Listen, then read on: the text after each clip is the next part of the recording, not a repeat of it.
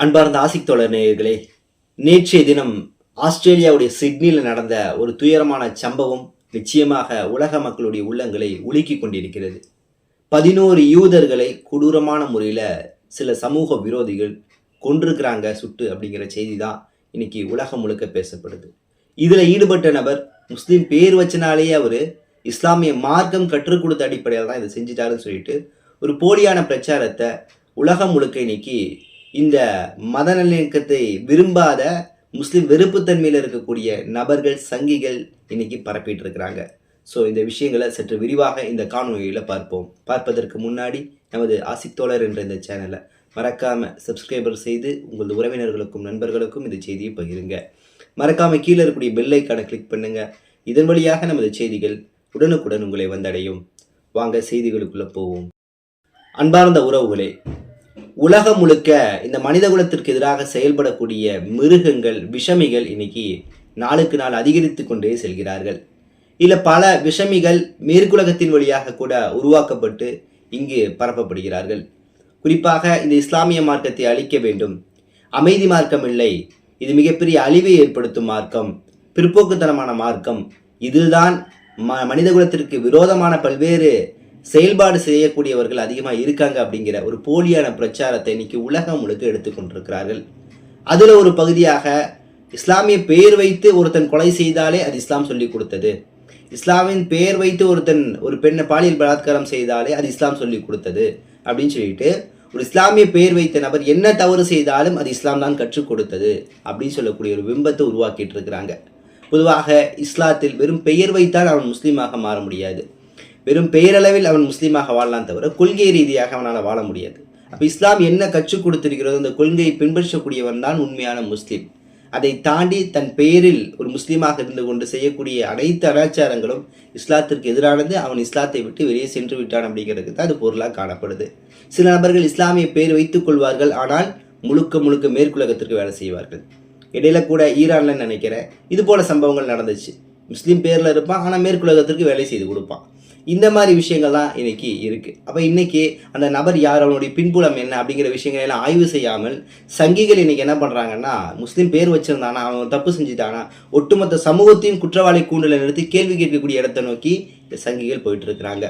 So அதில் தான் இன்னைக்கு என்ன இருக்குன்னா, சிட்னியில் இருக்கக்கூடிய போண்டி அப்படிங்கிற ஒரு கடற்கரை ஆஸ்திரேலியாவில் இருக்குது, ஒரு பிரபலமான கடற்கரை. இங்கு சுற்றுலா பயணிகள் அதிகமாக வருவாங்க. இப்படி இருக்கும்போது தான் 2 தினங்களுக்கு முன்னாடி அங்கே என்ன இருக்குன்னா, ஒரு யூத பண்டிகை ஹனூக்கா என்று சொல்லக்கூடிய ஒரு யூத பண்டிகை, ஒரு பிரபலமான பண்டிகை. ஸோ இந்த பண்டிகையை அங்கே ஆஸ்திரேலியா சிட்னியில் அந்த போண்டி கடற்கரையில் 100க்கும் அதிகமான மக்கள்லாம் மாலை நேரங்களில் கூடி மகிழ்ச்சியாக கொண்டாடிட்டு இருக்கிறாங்க. இப்படி அவங்க கொண்டாடிட்டு இருக்கக்கூடிய சமயத்தில் தான் 2 பயங்கரவாதிகள் துப்பாக்கிதாரிகள் அங்கே மிகப்பெரிய துப்பாக்கி சூடு நடத்தியிருக்கிறாங்க. ஒருத்தருடைய பேர் பார்த்தீங்கன்னா நவீட் அக்ரம் என்று சொல்லக்கூடிய பேர், இன்னொருத்தர் பேர் காலிது நப்லூசி என்று சொல்லக்கூடிய பெயர். அப்போ இந்த அக்ரமும் இந்த காலிதும் என்ன பண்ணியிருக்காங்கன்னா, முதல்ல அக்ரம் கையில் இருக்கக்கூடிய துப்பாக்கி எடுத்து சரமாரியாக சுட ஆரம்பிச்சிருக்கிறான். சுட ஆரம்பித்ததில் தொடர்படியாக கிட்டத்தட்ட 11 யூதர்கள் என்ன இருக்கிறாங்க, இறந்திருக்கிறாங்க. 20க்கும் மேற்பட்ட நபர்கள் காயமடைஞ்சிருக்கிறாங்க. அந்த காயமடைஞ்சதை 2 காவலர்களும் மிகப்பெரிய அளவில் பாதிக்கப்பட்டிருக்காங்க. ஸோ தொடர்ந்து இந்த துப்பாக்கிச்சூட 2 நபரும் நடத்தியிருக்கிறாங்க. அப்போ இப்படி நடத்தக்கூடிய சமயத்தில் இந்த முதல் நபராக இருக்கக்கூடிய நபர் சுடப்பட்டிருக்கிறார். அதாவது நவீட் அக்ரம் என்று சொல்லக்கூடிய நபர். இவரை பற்றி சொல்லணும்னு கேட்டிங்கன்னா, இவர் சொந்தமாக ஒரு 1 இயருக்கு முன்னாடி வீடு வாங்கிட்டார். சிட்னியில் வீடு வாங்கி பெரிய லெவலில் செட்டில்மெண்ட் ஆகி அங்கேயே இருக்கக்கூடிய நபராக இருந்திருக்கிறாரு. பல செய்திகள் சொல்லுது இவங்க எல்லாமே பாகிஸ்தானை பூர்வீகமாக கொண்டவர்கள் இங்கே வாழ்ந்துட்டு இருக்கிறாங்க அப்படிங்கிற மாதிரி. ஸோ அப்போ இவர் சுடப்பட்டு வீழ்த்தப்பட்டு விட்டார்.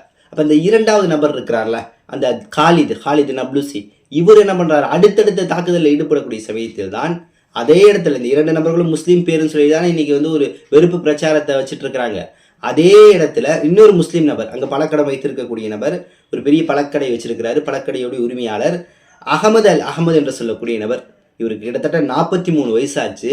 இவர் தன் உயிரை பணயம் வைத்து அந்த 2வது நபர் துப்பாக்கி சுட்டுட்டு இருந்தான்ல, அவனை பிடிச்சி கீழே தள்ளி விட்டு அந்த துப்பாக்கி பிடுங்கி இருக்கிறார்.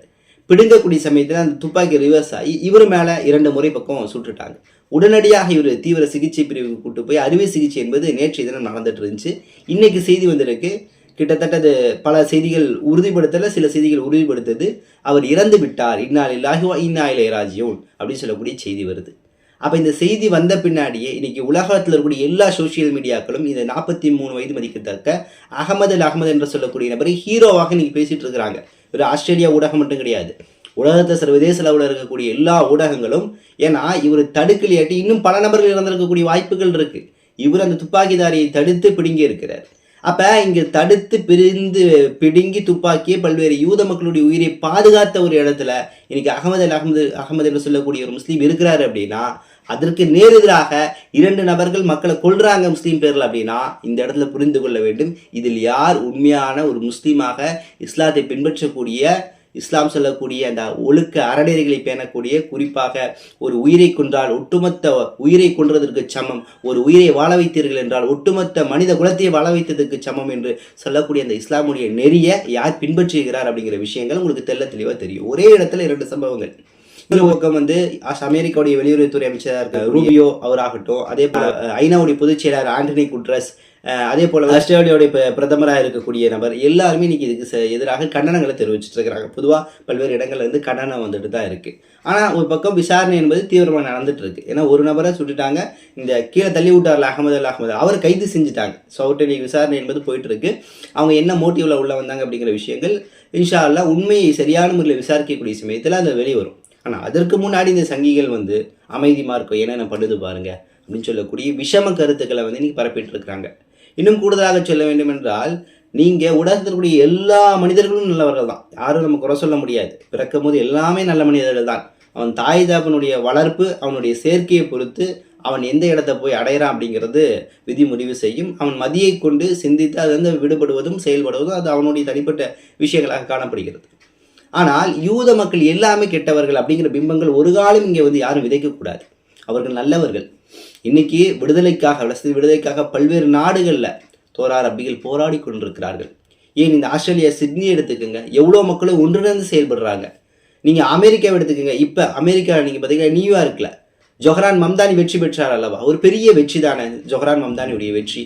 அந்த வெற்றி எல்லா மக்களுக்குமான வெற்றியாக இருக்குது. இங்கே நாம் நினைக்கிற மாதிரி ஒரு முஸ்லீம் தொகுதியில் ஒரு முஸ்லீம் வேட்பாளர் நின்று வெற்றி பெற்றுட்டாரு, அது எளிமை அப்படிங்கிற நிலைமை இல்லை. நியூயார்க் சிட்டியில் அதிகமாக எல்லா மக்களும் இருக்காங்க, யூதர்கள், கிறிஸ்துவர்கள், இந்துக்கள் கூட இருக்கிறாங்க.